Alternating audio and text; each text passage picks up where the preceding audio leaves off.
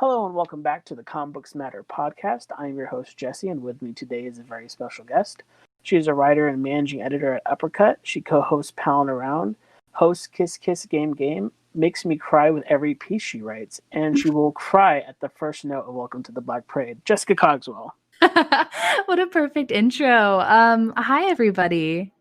That was so good. That was so sweet, Jesse. Thank you. Yeah, I feel like the further I go into this, the harder it is to make fun, like not fun, make jokes of in the intros with people because I appreciate you guys so much, and it's like I respect these people too much to talk about how much you guys like himbos and stuff. No, roast me, please. I'm not a part of the himbo brigade, but I'm still fond of a good himbo. I just watched Hercules the other day, like the Disney movie, and I was like, man, what a prime example of just a strapping young himbo. I mean, everybody but the two small demons can get in that movie, I feel like. True. I mean, not James Woods the actor, but James Woods Hades. Yes. I was about to say that, but I didn't. I was like, oh, do we even want to go there? We all know James Wood or James Woods. What? Yeah. Woods? Yeah. I can't say his name. It doesn't really matter. Exactly. He's a piece of shit. So. Yeah, no, and like I guess I could have put it in there that you're 1/2 or 1/3, I guess, of the cursed Mark Ruffalo fan club. I think the best part about the Mark Ruffalo fan club bit is that I've probably seen 3 Mark Ruffalo movies. Yeah, but once you've seen one, you kind of seen them all. Even if it's Avengers, like you kind of get the shit with Mark Ruffalo. You know, I forgot he was in Avengers because that's like 50 movies in itself because I've seen those. So I've seen him in 53 movies now. I feel like you have romantic comedy Mark Ruffalo, you have superhero Mark Ruffalo, and then you have drama Mark Ruffalo. He's always like a journalist or something too. Yeah, or if not that, he's just a very somber character. Yeah, some sort of like he's doing some sort of investigation. Yeah, I mean, but I love Spotlight and I love Zodiac, so I mean, they're both some of his best work. So I mean, but yeah, Jess, welcome to the comic show. Thank you for having me on. Yeah, Mark Ruffalo and Hercules and himbos and everything that is not a comic book. Yeah, I mean that's also part of it, just getting to know each other and just talking about in general the things that we like. But today you brought to the show American Vampire by Scott Snyder and Rafael Albuquerque, I believe. Yeah, I'm excited about it. Yeah, I read all of it way back in the day. But I only owned the first volume because I'm bad and I need to buy more books. And it's one of the most fascinating independent books, I feel like. The only thing I can ever compare it to is like Lock and Key, where it kind of like spans decades. Yeah, you know, I haven't read Lock and Key, but I should. I've heard it's good. Didn't they make a TV show? Yeah, they made a Netflix show, and I think the main story is good. I've never read any of the side stuff, and that's where more of the decade-spanning stuff even comes in. Mm-hmm. But yeah, I don't know how much you want to talk about the whole series as a whole, or if you want to focus on Volume 1, wherever you want to go. So here's the thing. Okay, so I own the first 5 volumes, or the first like 5 graphic novels, whatever you want to say. And I went back and I read like the first 3 of them. 4 a few weeks ago. And I ordered 6, 7, and 8 because I did not have those. And then apparently they were lost in the mail. Oh, that's great.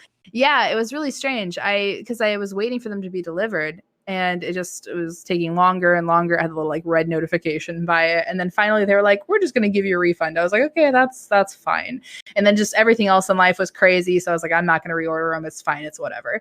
And then I had talked to you too, and you had told me that you had only like reread the first couple, and I was like, "That's fine. We'll talk." And going back through and rereading, honestly, the first volume is by far the best. So I feel like that's okay. Yeah, I know. That first volume is very, very strong, and I don't think, it's because Stephen King's writing those backups. Even though those backups are fun, I think it's just really fun world building. And from my memory, I feel like they don't ever get back there until the last storyline, which is like I think it's like this 10th circle or something, where they're being hunted, and I'm like, oh, this is more world building stuff that we just haven't had in these last like 5 volumes.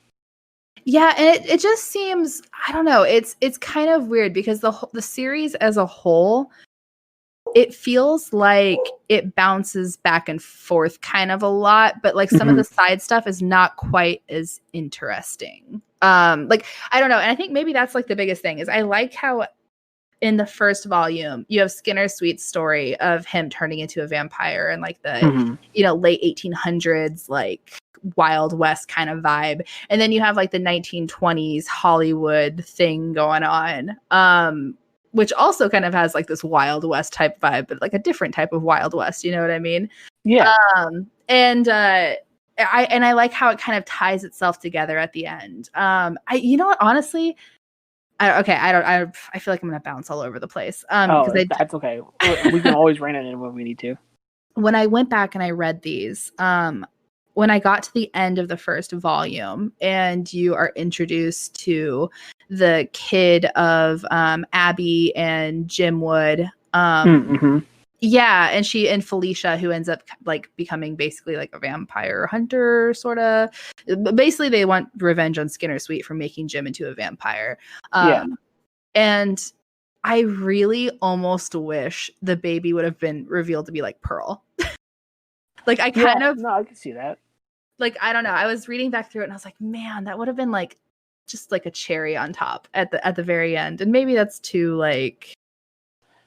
No, because I felt cliche. the same way when I was rereading it. I was reading the end of that, and I'm like, that's not right. Like my brain made that fiction reality for a second. I'm like, no, I remember enough of the reading it back in the day that's not correct. But that would have just fit really well. It would have, and then like because what I was going to say going off that is it would have made it to where honestly they could have just done one book. Or like one volume and like ended it right there, and it would have actually been a really perfect story. And, like I don't hate that there's more, and like it's really good, but it's like that first volume is very, very good. Yeah, and I feel like the premise of like at least the idea of vampires through generations, is a really cool premise. But when you follow the same characters through most of it, I mean, it's cool. You get to see them adapt to each generation, but at the same time, you lose kind of something with freshness when it comes to it because you know these characters so well.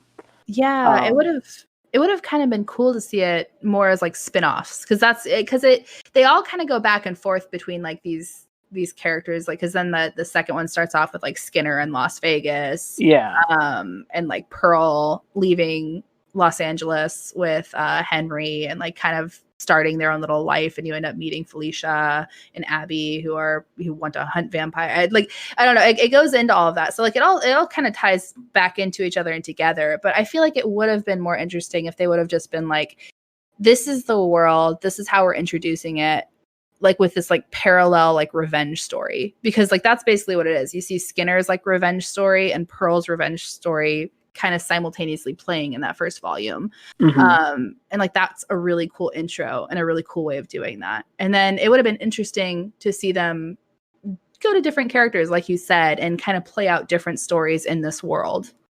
Yeah, and it's weird that Skinner Sweet starts kind of he starts out as the bad guy. He's really like the main antagonist of the first volume, other than the other bad vampires. And the further the story goes, he turns more and more into like an anti-hero. To like the last volume I remember coming out, he was the hero. Yeah. And it's a really weird evolution that you this guy, like the backstory of this character is bad. He's just a bad dude. And so eventually him becoming a hero at the end of all those volumes, it's just a weird juxtaposition where he could have been like a background villain the whole time. And you can see him pulling strings more and more instead of eventually him coming in to save the day all the time.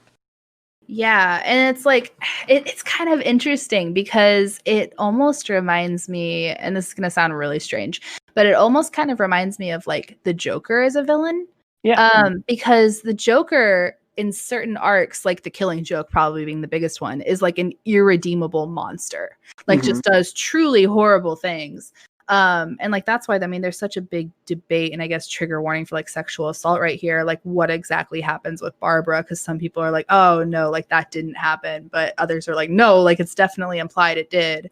And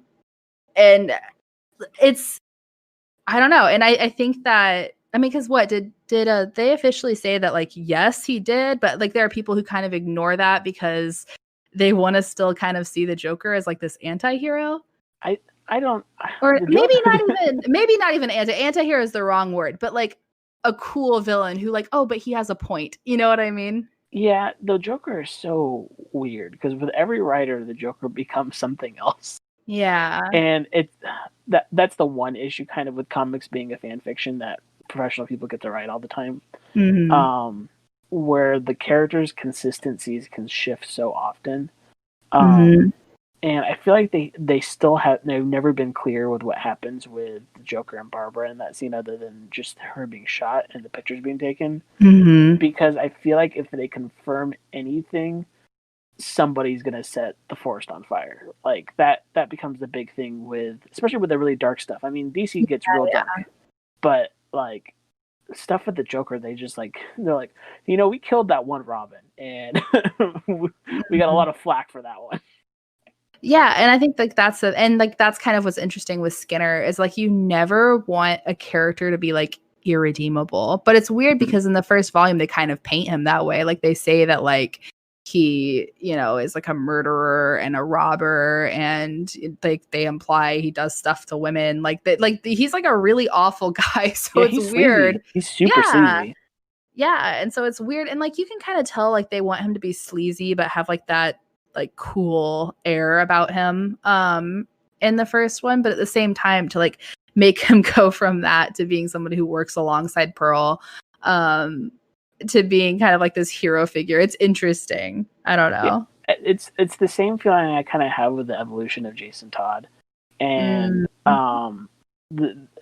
speaking about like the writers who write characters, that's a whole nother can of worms about that character. But he starts off when he shows up as Red Hood, like he's killing mafia members, and yes, he's killing bad guys, which Skinner Sweet does. Skinner Sweet in the first volume is like setting Pearl off to kill all the bad guys and helping out when he can. But at the same time, he's still killing people because he wants to, and he thinks it's fun. And same thing kind of with Jason Todd. He wants to keep killing the bad guys because Batman won't do it.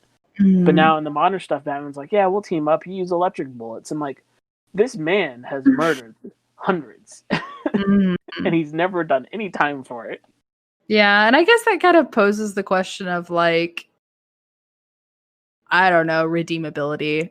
And like, yeah, like it's really weird. It is weird, exactly. It's like a whole can of worms. Like you would think that Batman would be like, you've killed arguably more people than the people I lock away. But I don't know. Batman he doesn't really make a lot of sense. I love him, but he doesn't make a lot of sense sometimes. Yeah, superheroes in general don't make a lot of sense when she gets too close to them. Yeah, true. Going to kind of the origins of everything. Jess, where did you start reading comics, and like what were the first things you were exposed to? Ooh, gosh. So this is gonna sound so stupid, but I'm pretty sure that I started reading comics because a guy I liked comics. I'm gonna be completely honest. I'm pretty sure that's why. It was in like middle school. Yeah, probably like 7th grade. What year would that have been? I don't even know. I don't remember if you're older or younger than me. So I'm 26. Okay, so we're the same age. Okay. So whatever year 7th grade was, I was class of 2011 because I skipped a grade. I'm trying to think. I would say that's 2005. That seems right. Yeah, that seems right. It's around there. So like 2005 is probably when I started. And I mostly stuck to like reading classics, and instantly I remember, okay, so the guy I liked was super into Marvel, right? And so I tried reading Marvel comics, and they're good books. Like I like Marvel heroes a lot, obviously. But like Marvel Zombies, I remember, was something that I read. Gosh, what are some of the other ones? I don't even remember. I really liked, I don't know when it came out, so I'm going to make sure that my timeline is correct, but Joss Whedon's, which That's I all. mean, That's a whole other that's a whole other thing too. But his X-Men series, Oh, that was right after Grant Morrison's, I'm pretty sure. So I think that was like 2004 ish. yes, actually, you're spot on. It was 2004. Yeah, I Grant remember. Morrison's was like 2000. So Yeah, I read his X-Men run and I actually really liked it. But now I feel weird saying that because as soon as I said it, I was like, oh man, Joss Whedon's like, I mean, he's always been kind of shitty, but like now he's really, I don't know. Anyway, everybody's shitty. it's been very true recently. I know I have hundreds of problematic creators books now in my collection. Yeah, honestly, I'm same way. But I read Astonishing X-Men, and just random things. I remember reading like the Civil War books, and kind of like just like the big events is where I started. And then I realized I was like, you know what, these just like, I don't know. And like, it's stupid. I hate the whole Marvel versus, everybody hates the Marvel versus DC like debate. Like they're both good, whatever. Yeah. Like it's just like you don't need to have like this weird brand loyalty. But I switched over to reading DC and I do like DC more, but it's just more my vibe, especially like Vertigo. Rest in peace. Like the darker edge to it, because like even Marvel had their Icon imprint and their Marvel Knights stuff. Yeah. But Vertigo was been around for decades by the time Marvel pulled any of those out. But yeah, they just always push all kinds of crazy boundaries. Yeah, Vertigo is just, I mean, it had V for Vendetta, which is really good. Sandman, Why the Last Man, like just like so many good titles. And I really love, like, I would say that as an imprint, like Vertigo is my favorite. Like I said, rest in peace. But yeah, I think I got pretty into that. And then in 2007, my man Gerard Way, who by this time I was thoroughly obsessed with, I was definitely very deep in my Chemical Romance phase, released The Umbrella Academy. Okay, yeah. Yeah, and I really loved The Umbrella Academy. It has a lot of X-Men vibes. Yeah, and that was really, really good. Gosh. And honestly, like through liking My Chemical Romance, I got more into certain comics too. Especially when Gerard became like more vocal about talking about the stuff that he read and like what influenced Umbrella Academy. Like I remember going back and reading some Doom Patrol. Yeah, just stuff like that. And like, how did American Vampire show up? Did you just find it one day, like when you were looking through the comics, you're like, oh, vampires? So whenever, what was it? New 52, is that when DC kind of reset and Scott? Yep. Okay. So when the New 52 stuff happened in 2011, right? Yep. It was my freshman year of college. That's what I remember.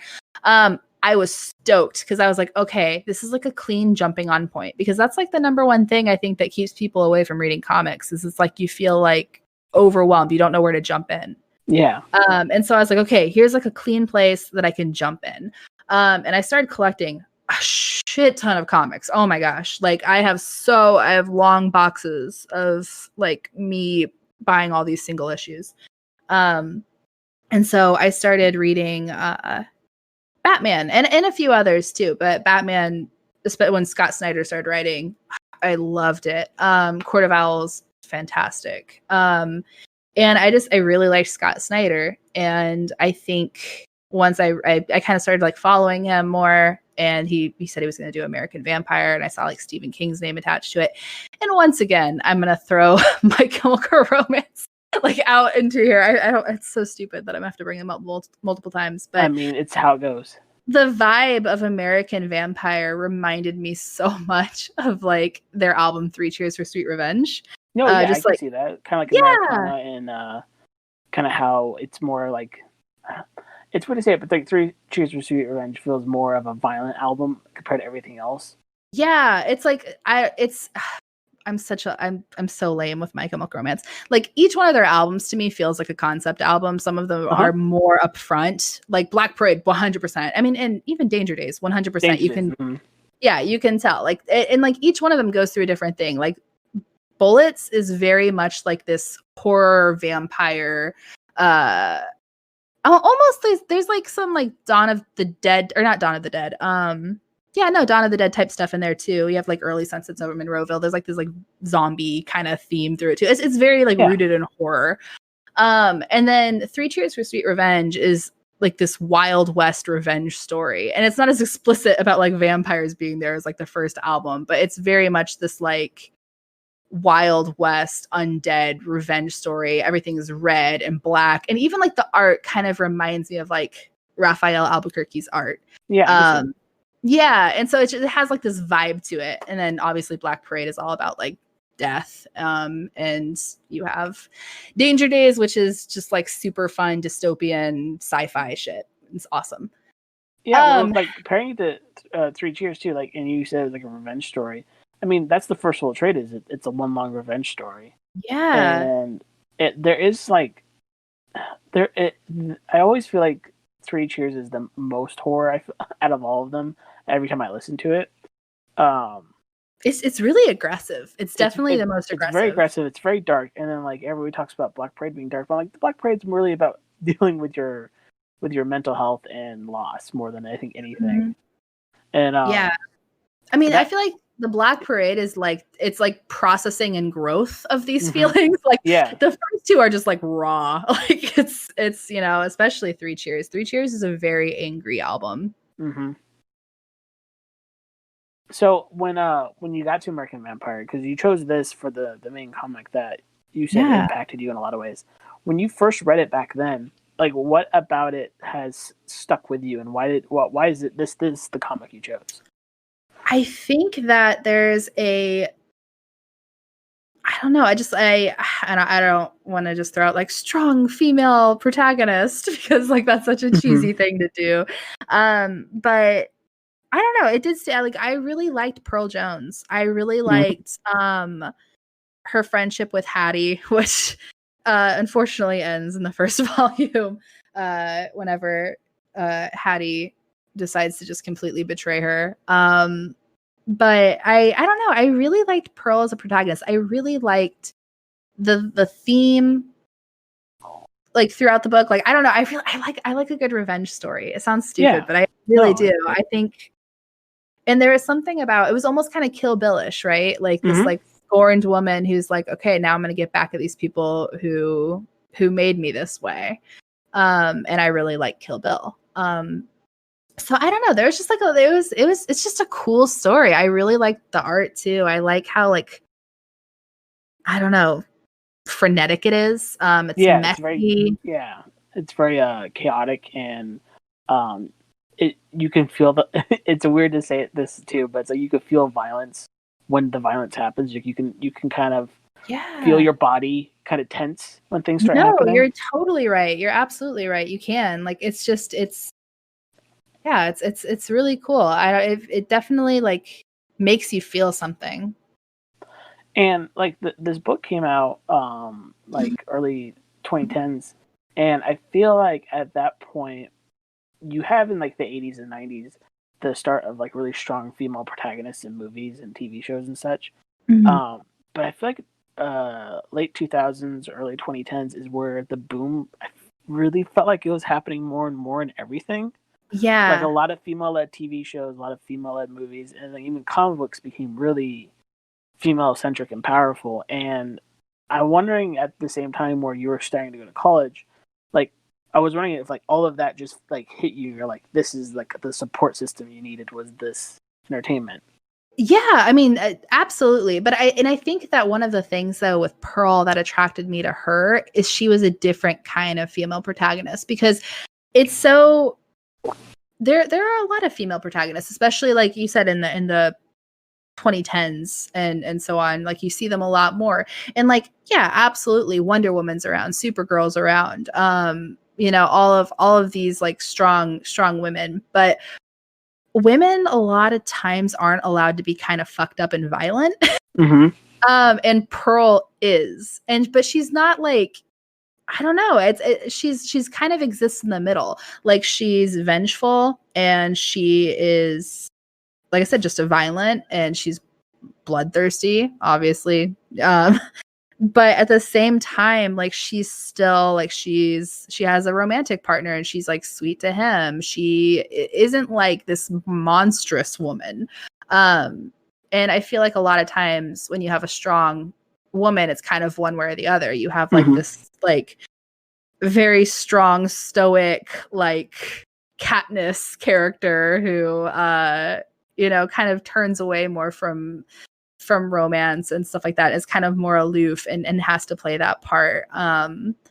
Or you have like these super violent, I don't know. It's just one way or the other, right? And like that's how it is a lot of times for female leads. And so it was nice to kind of see somebody exist in the middle of all that. Mm-hmm.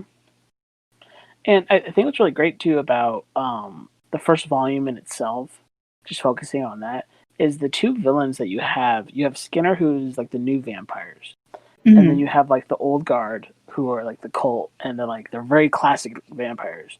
And Pearl is fighting both of them really at the same time, and it's a weird transitional period. I feel like then where the setting is taking place, but every day now, it feels like still that women in general are fighting both old generation standards and new generational standards, and not being told basically don't be yourself, be this every direction. Yeah. I feel like they're being trapped in like if they look at the past, they look forward, they're still trapped. And to have Pearl be like, you know what, I'm gonna kill both of you and make my own path is like something that isn't always there for female protagonists. Usually they're still set on the path of revenge by the person who betrayed them, kind of like Kill Bill. Bill never just goes off and does her own thing. She's like, I'm gonna get revenge, and I'm done. Like Pearl's like, I got my revenge, and I'm still going forward. Yeah, she still seeks to kind of live her own life at the same time. Yeah, no, it's like that's a good thing to bring up, honestly, because yeah, it's weird female representation and modern feminism and all of this stuff, and so much of it just like can seem so pandering. And there's this whole movement with like self-love and like I said, like this kind of modern feminism, and it gets really muddy and hard to traverse. It's like I even saw this post the other day, and it was somebody had it on their Instagram story, and it just said something along the lines of like, we need to kind of cool it with this whole like this. I'm allowed to say bad words in this podcast, right? Yeah, you're good. Okay. We need to cool it with the whole like, oh yeah, be a feminist, suck as many dicks as you want, like kind of thing. Because like while that's true and like that's fine, at the same time it gets to a point when everything is so hypersexualized, like with like this owning your body and your sex thing, to where like it hits younger teens who, first of all, already feel pressured by men to kind of like do that. And now you have people in their 20s who are preaching this message that also make them feel like, yes, I need to be a feminist. I need to be a woman. I need to be sexual and take charge of my body. Yeah. And like, it has that weird side effect. I don't know how much you've listened to or read up about Dolly Parton talking about feminism at all. But there was this recent podcast that she did called Dolly Parton's America, and they asked her like, "Are you feminist?" Because Dolly Parton's like super like empowering and stuff, and she goes, "No, I'm not," because back then when feminism like first started for her, they were telling her that she was wrong for being as sexual as she was all the time. Yeah, and it hurt her, and so it's a weird thing where like you can go either too far one way or the other and not realize that some people need to like stay in the middle and be whatever they want to be instead of being forced one direction or the other all the time. Yeah, I mean like that's such a misconception with feminism, is that it means that like I don't know, you want all women to stop shaving and to you know what I mean, like that, like that whole image of like the anger, but like that's not what it is. Like it's literally very, just like do what you want. But and then it like kind of pivots the other way now, where it's like you see a lot of people. It was so funny. I feel like we're just going everywhere, but it's cool. We're just going with it. This is how it goes. But there's a show, Crazy Ex-Girlfriend. Have you ever seen it? Yeah, I've seen a few episodes and I know the general premise. Okay, it's like my favorite show of all time, but there's this one song in it, and it's called Put Yourself First. And it's the funniest song because the whole thing is like put yourself first, but in a sexy way. And like it's totally what it is. It's like wear high heels, but just for yourself. Like get this done, but just for yourself. And then like the whole time the main character is like, but if I do that, like if I don't want to though, aren't I just doing that for other people? And the whole thing's like, no, don't question it. Like just you have to be super uncomfortable, but it's cool because you're doing it for yourself. It's empowering. And like that's such a message that's preached right now. And so it's like it's weird. You can't the whole thing behind feminism is just allowing women to exist as women, whatever that means for them. But it's so I don't know, everything just has to be neatly cut. You know what I mean? Yeah. And put everything has to have a smooth edge where nothing really does. Yeah, exactly. And then you just have so many problems with modern feminism, just completely letting down any sort of marginalized group, whether that's Black women or trans women or just constantly failing them. So it's I saw that discourse earlier. That what was it? Bi women can't, or was it bi women or was it just bi people can't say these two words? And everybody's like, what are you talking about? It's just like such a mess. I mean, the internet's a mess. People are messy. Everything's a mess. But and that's fine. That's life. Life's messy. Life is very messy. Yeah. And this book really represents that life is messy, and like the idea of because the book is especially in the first volume, it's a duality of like she's trying to be a movie star. Movie stars are clean and collected and everything, but then you just see that nothing is right. Everything's upside down. The further you get into like purity in that way. Yeah, and I think like it tying back to it, like it's like an interesting dynamic because you're right. Like movie stars, you have this like image of like high class society and like nice pretty girls, and like Pearl is attractive, but she's not necessarily this nice pretty girl. And I mean after she's turned into a vampire, even less so. You see at the beginning too, like her and Hattie can barely make rent. They're both kind of like struggling. They met each other at a diner. Pearl's working 3 jobs and just like doesn't sleep. And the idea of them being preyed on to by a cult of vampires is also I think more so now than ever, but it honestly it sucks to say it's in every generation and it's still today that the idea of hey, that nice person that you like a lot, or the guy that's super nice to you that will help you in your career, as we've been seeing in comic books recently too, will throw you to their pack of wolves at any moment's notice. Absolutely, especially if it means that those pack of wolves will put in a good word for them later on. Yeah, I mean, because Chase Hamilton is the like movie star who takes them to this party, and with the intent of feeding Pearl to the vampires to get in good with them. And even like in the first issue too, whenever like one of Pearl's jobs is she's like a cigarette girl at some like speakeasy or whatever. And she's passing out cigarettes, and some guy is like, oh, I'll take one of those and like one of you too, or something like that. And like she just makes the face that like every woman has made, and it's just like because like you're at work, you can't do anything about it, and like you're a woman and you're in this like you're made to feel like you're in this submissive position, and she's just like haha thanks, like super awkward, and like the face that's drawn is just perfect for it. I'm like, man, like we've all felt that. And because like it definitely it's she goes from someone at the beginning who feels like very preyed upon, like she's trying in LA and not necessarily, I mean, she's it's implied she's talented, but she's not like some starlet really. She's just kind of going after her dreams. She's working 3 jobs. She has like men at her jobs, like treating her as like this submissive, like kind of girl they can take advantage of. And she kind of flips the switch on that. Yeah, and I think that's another thing that the later volumes kind of lose is since it's such an expansive story, you can't focus in on any real issues, it seems like. It feels like whenever a story goes too long, unless the arcs are definitively about certain topics, a long form story can't really be super honed in on any kind of topic. And just I feel like the older I get too, the more I fall into thinking that like honestly everything is better when it's shorter. Oh yeah, I agree. And like I don't know, because like I think that's even one thing. Everybody's talking about The Last of Us 2 right now. And I haven't played it, but I've 50 been hours is too long for a single player game. Well, yeah, and I'm like, that just sounds like, because the game is what, like 30 something hours. Like Yeah. that sounds like such a long time to be that on edge. No, I agree. You know, and that's why like I love horror movies, because horror movies are always like an hour 40. Like they seldom go that much longer than that. And like that's all you need to tell like this real, like solid, good story.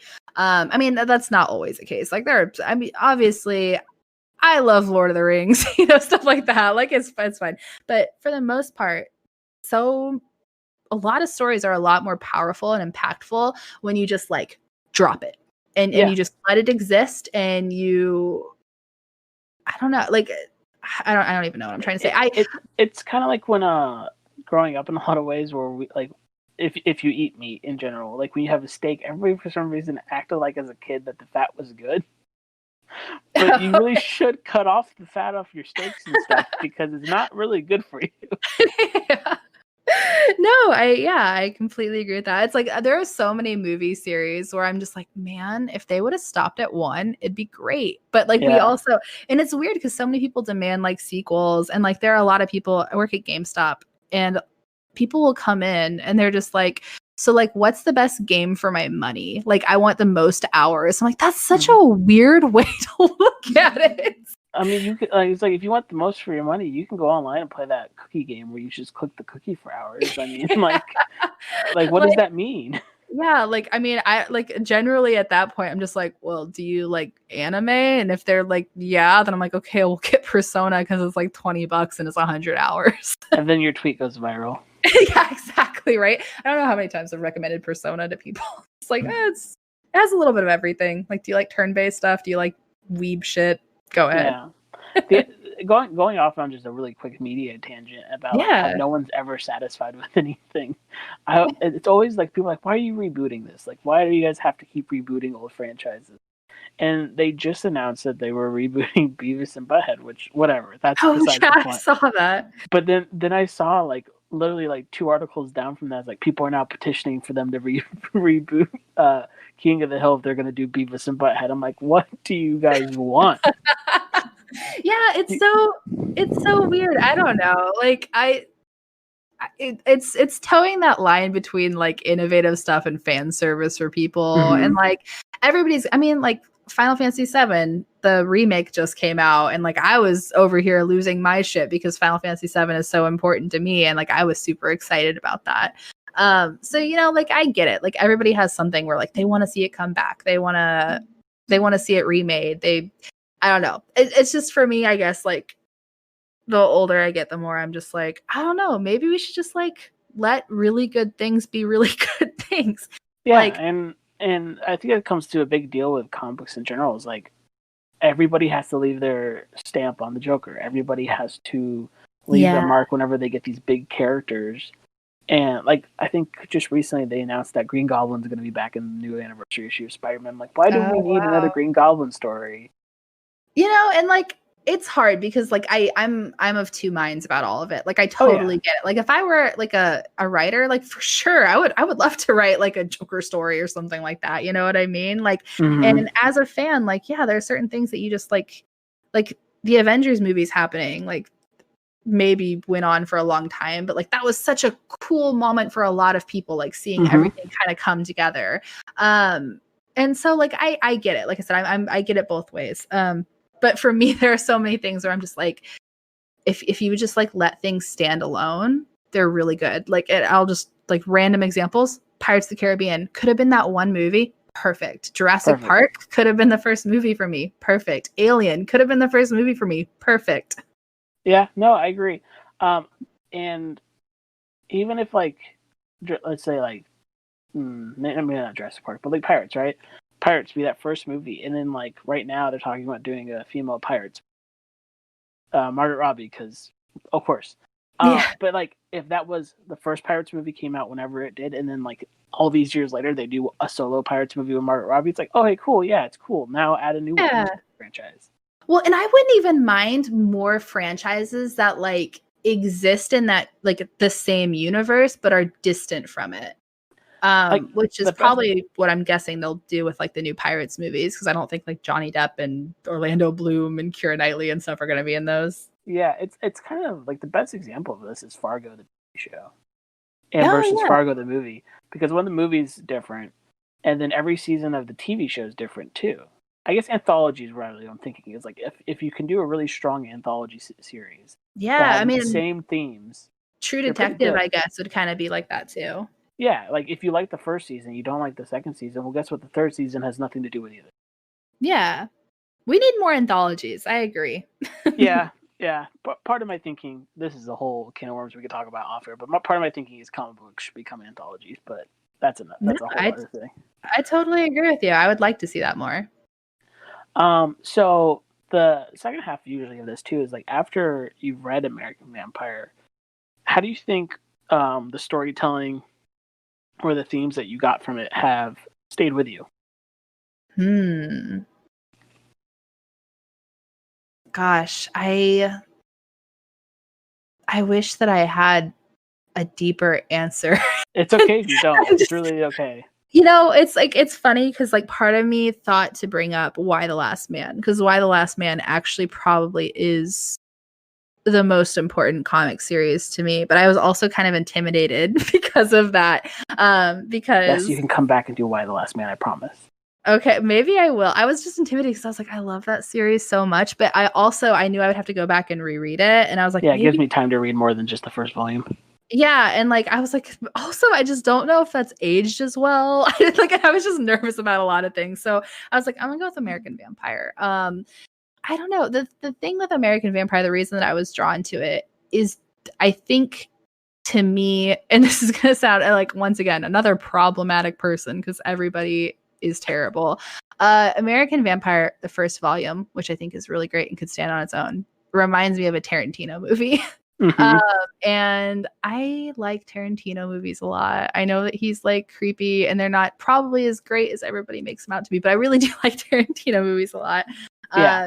And like that's what it feels like to me, or like a cool like John Wick type movie. Maybe not as much like that tight action, but it just reminds me of that. And I've always loved things like that. And so American Vampire, for it to capture, like you said, even in its art, the violence, to make things like visceral like that, when it's on paper, is really cool. So shout out to Albuquerque for managing to do that. Like that art is just real great. I also really do like Stephen King's writing. I haven't read a ton of his books. I've read like The Shining. I've read Desperation, which I think is the weird one because that one I bring up and like no one's read Desperation.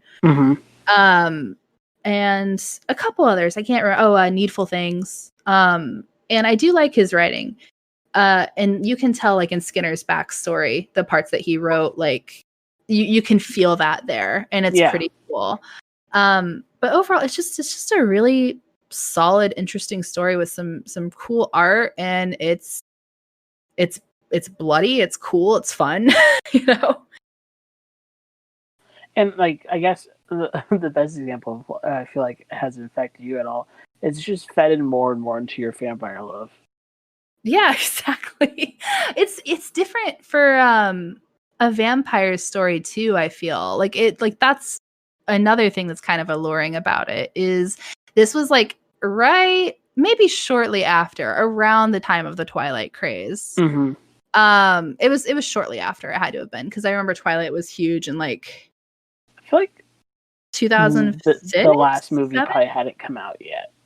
Yeah, so it was still definitely like in the zeitgeist. You know, everybody's still and like I have nothing to say about Twilight. I'm not gonna knock it or whatever. Like I read the first book. The first book was fine. I think I've seen the first movie. The first movie was fine. I never read anything past that or watched anything past that, I don't think. It's all fine. it's if people like that, whatever. But it was interesting to see like this Wild West kind of vampire, to see this, like, to playing with the idea of like, okay, but what if vampires evolve? Like, I mean, people have evolved, like, why not vampires? And since vampires are like these, they have like these weird properties, maybe it does happen kind of faster and you get like jumps like that, like playing with like these established rules. And we also just, so it's like before Twilight and this idea of like the sexy, like young teen vampire, it was very much this idea of like these European, like elegant, very sexual kind of vampires. That was really popular too, like Anne Rice type stuff. And or even like Dracula, you know what I mean? Like, yeah. So it was kind of interesting to get away from that and go back to more of like this horror type vampire, but in kind of a different way. It's like it is such a weird category to put it in. Primal story, where like these are characters that are trying to live their lives, but at the same time, their evolution of vampires is way more primal than the other ones are. Yeah, like they turn into big creatures with big long claws, and they can go anywhere, and they're really fast. Yeah. And maybe there's something to be said with like America's like very like violent culture. Yeah, I think that adds into it also. Yeah, like yeah, I definitely think there's something there. The idea that America, which is true but isn't true in some ways, the idea that like America was a way more ungraceful violence when it came down to the violence it portrayed, and how it like I always think about how people like talk about Jack the Ripper was kind of like a gentleman killer for some reason, even though he wasn't. And then like, but all of our serial killers are very nasty. Yeah. No, and I think that part of that is it's just like who controls the narrative, and like, I mean, definitely the US is more in control of that now, but it's like Great Britain, obviously, like they, like, even their nasty stuff, they throw a wig on it and make it classier or whatever. Which, I mean, that's funny because that's kind of how the European vampires are in this. When obviously their violence and, general like depravity is no worse than any other countries, any other societies. Skinner's leaving is violent, but he's not leaving what is it, a cavern of corpses anymore. Yeah, there you go. Yeah, like catacombs. Catacombs are fucked up. Yeah, they are. But yeah, I don't know. So moving from the American Vampire, though, going to some questions from people. Chris asked, "Have you ever seen the Disney movie Mom's Got a Date with a Vampire?" No, I haven't. But it sounds like I should watch it. Do you ever watch The Nanny? Oh yeah, with like Fran Drescher or whatever. Yeah. Remember the rich guy she worked for? Yeah. That's the vampire in that movie. Oh, that's amazing. I always think of him as knockoff Pierce Brosnan. Oh, that's so true. You're right. Yeah, that's always how I thought of him. That movie's something. Glenn asked 2 questions. The first one Glenn asked is, if you got the chance to write one comic, which one would you pick? Oh shit, that's scary. I think that if I got to, okay, so my cheap answer is if I got to write a comic. I would do some sort of independent, like feely, like one of the first like comics that I really loved was Blankets by Craig Thompson. Okay, yeah. Mm-hmm. Okay, like I would probably write something like it'd be some like indie, like small, feely. It'd be Heart Container, but in comic form, right? Which is, I think, perfect. But if I had to pick like a character to write, I would maybe pick the X-Men. Oh, I can see that. I think that I don't know, maybe that's an easy answer, but I just feel like you can play around with them so much. I feel like that's also very hard because like the X-Men fan base is very phonetic. with Mm-hmm. with how you present those characters. But I feel like you would have fun pitching those dynamics in different ways that people tend not to touch. Yeah, so I think that would be probably the most fun to play around with is the X-Men universe. And then the second question Glenn asked is, which vampire would you offer your neck to? Who is my favorite vampire? I'm gonna be lame and I'm gonna Google like famous fictional vampires because I can't off the top of my head. Is Tom Cruise one of those because of Interview with the Vampire? Yeah, he. What's funny is you would think that would actually like pop up. Oh, I have the stupidest fucking answer. Are you ready for this? I'm ready for this. Fucking. This is so lame. This is so lame. Oh my god. So the Vampire Diaries is a show. It is a show. I've watched like the first. I watched it up until the main character Elena goes to college, and then after she's in college, I like lost all my interest. And that show is just so messed up in so many ways. But I kind of have a thing for Damon. I would offer my neck up to Damon. Speaking of weird vampire TV shows, did you ever watch? It only lasted one season. The only reason I know this is because my sister was obsessed with vampires too. Is there was a show called Moonlight. I've never heard of it. Okay, this is tangents, but this is the only way I connect things. Have you ever seen like the Modern Hawaii Five-0 TV show? No, I haven't. The lead actor in that plays the vampire in this, and basically he's kind of like not like a detective, but he just falls into like weird problems, and he's Okay. but he's like a gentleman vampire, and he's like always walking around, like can't be in the sunlight and stuff. Yeah. Okay, that sounds interesting. Yeah, it was interesting enough to get a full. Yeah. And then Mikey asks, "Oh yeah." I had another idea too. You know what other vampire? Did you ever read the Cirque du Freak books? I did. Oh my god, you did? That was so. Darren Shan is probably the writer who got me the most into horror as a kid. Yes. Did you read the Demonata books too? The Demonata books were so messed up. Man. They're so messed up. Oh I my only god, got like Jesse. 3 or 4 books into Zombie, and that was by the time I was growing out of those books. Exactly. I never read those because by that point I was also growing out of those. Yeah, but yeah, I always say there's the 4th or 5th of the Cirque du Freak books, the Vampire Prince. That was the first book I ever threw against the wall. Oh, because yeah. There's a death in one of those books that's so depressing that I was like, I can't. Is that book 9? It was like book 4 or 5. It was like I can't remember any of these characters' names because it's been so long. Because there's a death in that book that killed me too, and that's the vampire I would let suck. I feel that.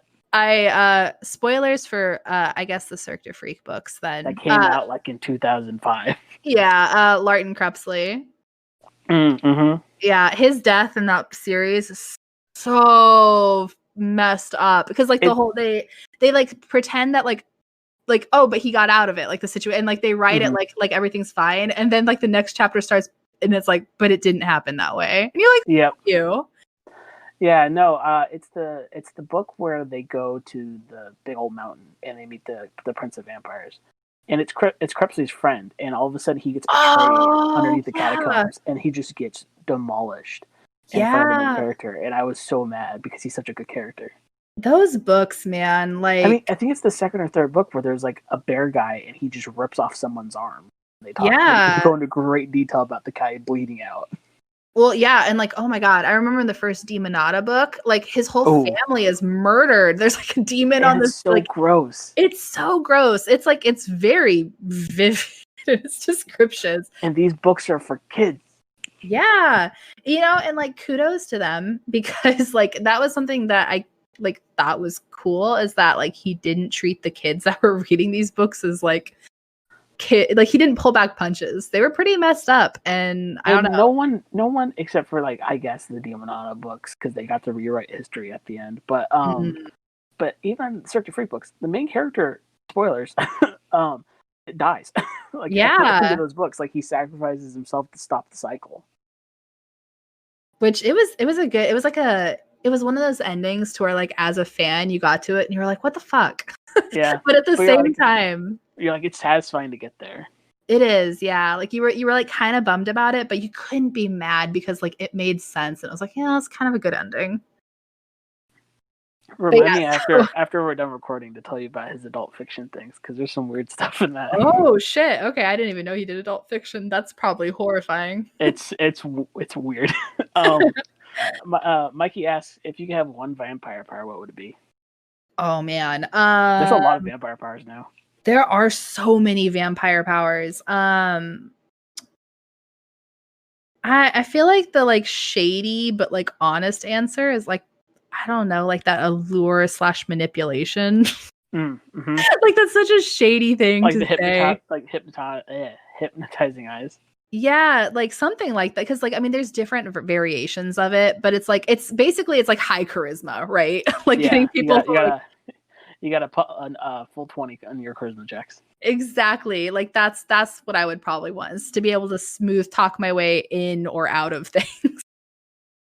And like I would use it mostly for good, you know what I mean? But it's like, yeah, I get. Yeah.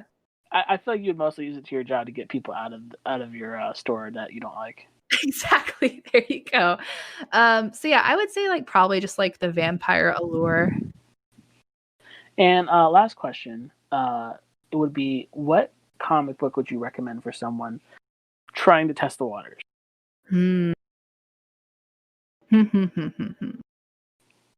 So it kind of just depends on the person. Yeah, that's true. Like I would say if it were some like a younger person who wanted to get into like superhero type comics, I might recommend Court of Owls. Like the, I don't know. I think that those like Scott Runn's New 52, like his Batman run was pretty strong. Yeah, don't jump into anything Scott Snyder now, because. Yeah, no, I think because like that's why I jumped in at New 52, is because it's like a clean slate. You can jump in and it's like you have the Court of Owls and then it jumps into Year Zero, which is just like Batman's origin story, because year one exists, already was made in the 80s. Or was it the 90s? I don't remember. It's like 80s or 90s. It was like 80s, yeah. Yeah, so I think it was an 80s one. I can't remember if it was like 80s or like the early 90s when that sort of stuff was still coming out. But yeah, I mean, I would say like that's good, because there are some people who find stuff like, there's some people who aren't as into like Grant Morrison and things like that, and find that stuff weirder to read, or like the old comic style. So I feel like that run is like more modern. It's really good. I like Scott Snyder's writing. Obviously, I'm talking about American Vampire. But I think that I would also recommend, like, I think Saga is really good. Brian K. Vaughan is just awesome. I feel like Brian K. Vaughan has something that a lot of people, I mean, he's most of his stuff's more mature, but yeah, Brian K. Vaughan stuff would be really cool. So I don't know. Like I said, it just depends. I would have to know the person and I could probably recommend stuff better. But I think that my default thing, if you're somebody who just wants to get into superhero stuff, pick up Scott Snyder's New 52 stuff. There you go. All right, Jess. Thank you for being on. This was super fun. Where can people find you? What do you want to plug for the episode? Oh, so I write for Uppercut, which is like a I never know what to call it, which is stupid, because I've game critique and personal essays. Yeah, like games journalism, and features, essays, articles, some reviews, not as much, but some. So I have, God, I can't even talk. I'm so sorry, my brain is fried. Okay. You can edit this. But yeah, so Uppercut, and you can find us at uppercutcrit.com. We're also on Twitter, Uppercut Crit. And then as far as my private Twitter, it's Jessica Cogs. That's JESSACOGS. And I'm not, when is this episode coming out? Tonight, as soon as I'm done. Okay, well, then start working on it. Oh, damn. Okay, fast turnaround. I will not plug the review that I will have out next week then. Wait for the review next week. Yeah, but wait for the review next week. It'll be out 6 a.m. on the 8th. I'm pretty excited about it. Jess, are you guys still doing the Pride merch, or did that end? We actually do still have it up. Part of the issue with that is because of COVID. We've been having right now I can't even add any more merch to our shop, which I've been trying to do because I came up with we have a few new designs actually. Spoiler. Some that are just like random fun ones, and then we have like one that I was doing an edit of one that already came out, but we changed the wording on it. And I can't get it up because everything is out of stock, so it won't let me set up new things to print. Yeah, so we have our hands tied. So I'm probably just gonna keep the Pride stuff up throughout the summer. It'll go down probably at the end of I don't know, sometime in August probably. So it's still up if anybody wants to check it out. uppercutcrit.com. We have a little tab for store. I just redid the website. It looks really nice. Thank you. I did it all. Does the Pride merch is it still like 15% goes to what was it? Yes, so 15% goes to like Youth Rhode Island, which is super cool because that is actually a place that Monty went to. One of the people who works at Uppercut, she would go there as a child, and they just help like LGBT youth or any at-risk teens or youth, and just like give them a place to hang out, give them snacks, things like that. So it's a pretty cool organization, and 15% of profits are going there. And that link will be in the description like it has been since June, and I'll leave it in all summer. Since I know now it's going to be all summer. Oh, that's so sweet of you. Thank you. And then there'll also be links to help out all the other things that are going on right now. For this podcast, you can follow us on Twitter at Comics Matter Pod, Facebook at facebook.com/comicbooksmatter. If you want to donate at all, you can donate at patreon.com/comicbooksmatter, but I don't ask if you don't have it because I know how things are in life. And you can email me at comicbooksmatter@com. And if you want to be a guest on the show, have a story of impact that you want to have read on the air, or have questions for any guests, you can reach me at any of those places. Abilities. And my logo for this show is done by my friend Steven. And the theme song for the show is Joy in the Restaurant by David Szesztay, and I got it off of freemusicarchive.com. And you guys all have a great and safe weekend.